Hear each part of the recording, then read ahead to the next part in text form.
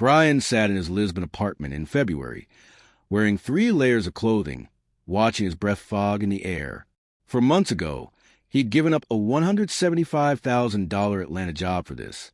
For months ago, everyone said Portuguese winters were mild. For months ago, he thought moving to Lisbon would solve everything. He was wrong, but what he discovered in that freezing apartment, shivering and alone, would teach him more about happiness than a decade of therapy ever had. If you want more true stories of bold decisions and the people who risk everything to reinvent their lives, subscribe now so you never miss the next leap. Brian Henderson turned 41 in his corner office in Atlanta, staring at a birthday cupcake from HR that nobody bothered to eat with him. $175,000 a year. Senior IT manager. Company car. Full benefits. The American dream, wrapped in fluorescent lighting and climate-controlled despair. His divorce had finalized 2 years earlier. No kids. No pets.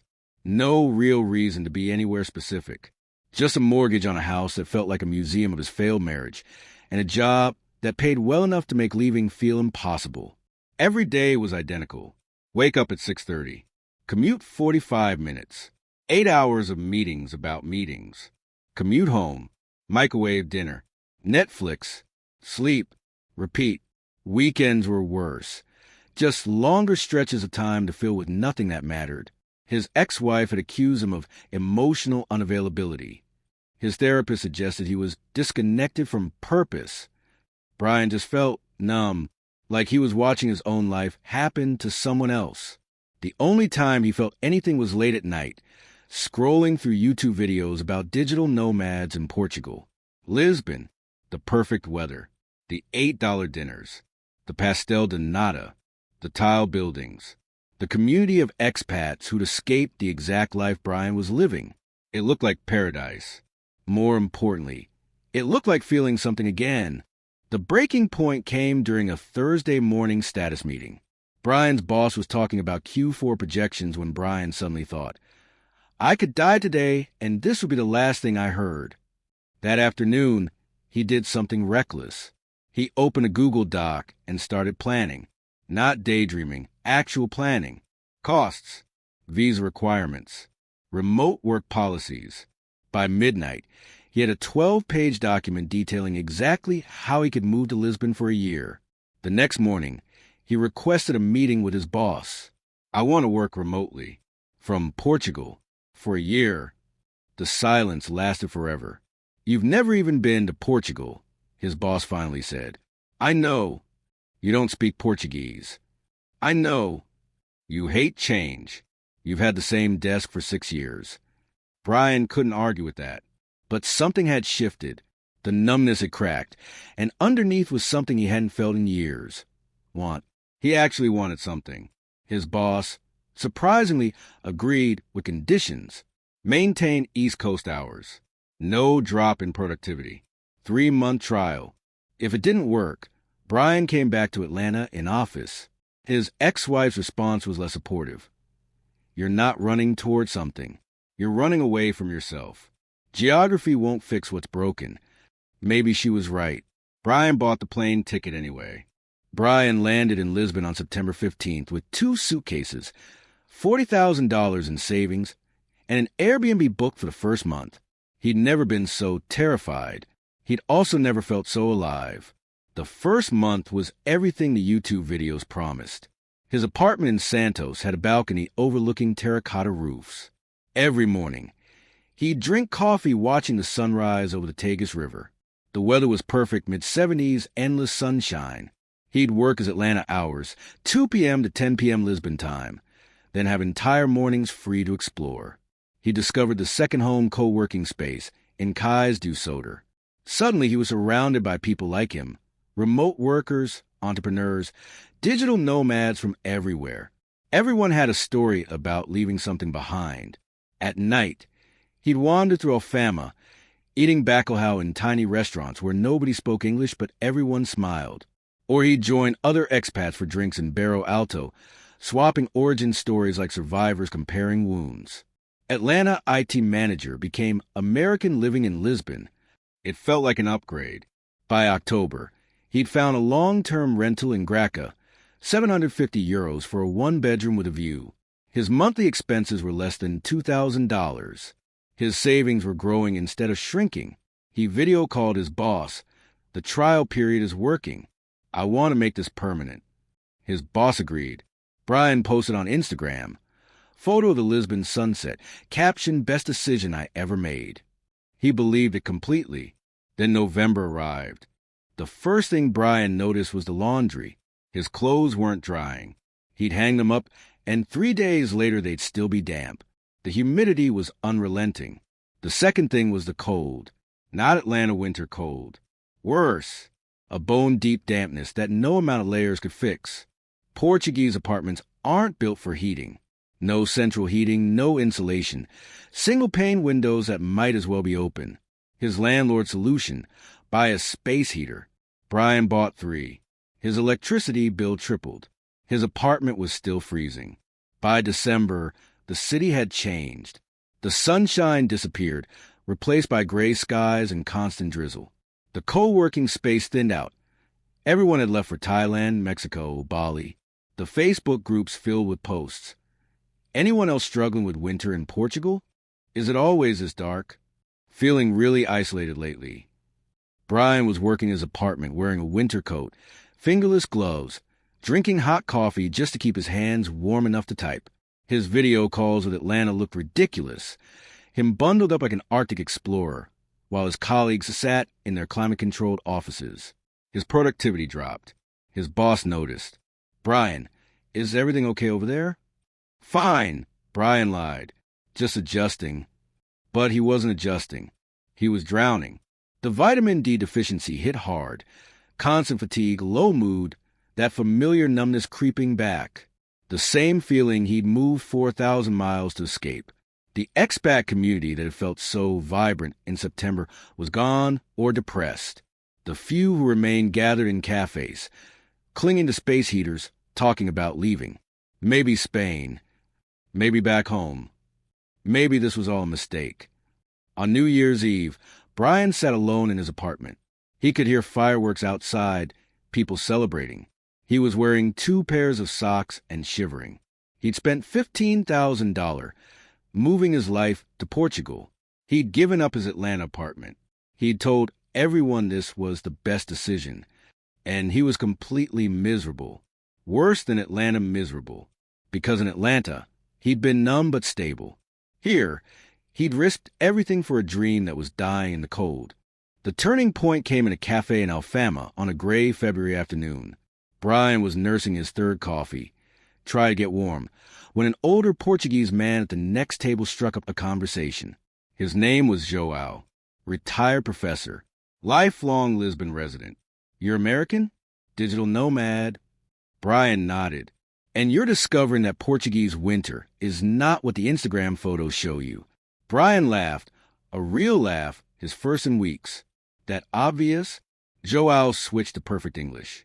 Every year, we get young foreigners who arrive in summer, fall in love, rent apartments, tell everyone they're staying forever. Then winter comes. Then they leave. This is normal. I'm not young, Brian said. I'm 41. I should know better. Age is not wisdom, João said. You know what your mistake was? Coming here. No, coming here for escape instead of arrival. Brian stared at him. What's the difference? João leaned forward. Escape is running from something. The cold reveals this. When summer returns, you feel good again.